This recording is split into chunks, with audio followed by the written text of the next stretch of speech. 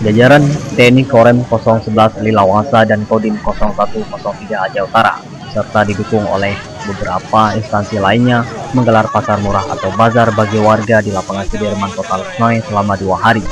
Pasar murah yang cukup diminati warga ini ditujukan untuk membantu warga Kota Lusnoi menjelang Hari Raya Idul Fitri.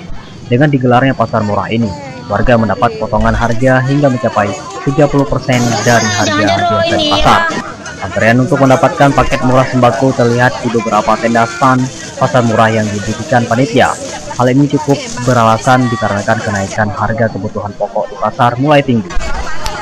Kapten Rem Korem 011 Lilawangsa Mayor Irfanteri Nasrun Nasution mengatakan bahwa barang-barang yang dijual di pasar murah kali ini beberapa sembako dan kebutuhan masyarakat sehari-hari.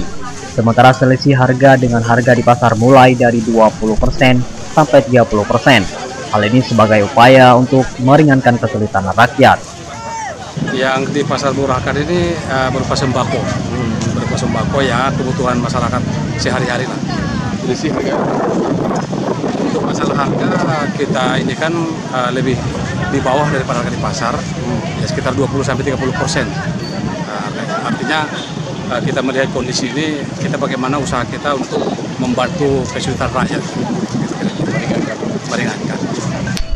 Dari Lusnoi, Demi Andepa, Pelita On TV melaporkan.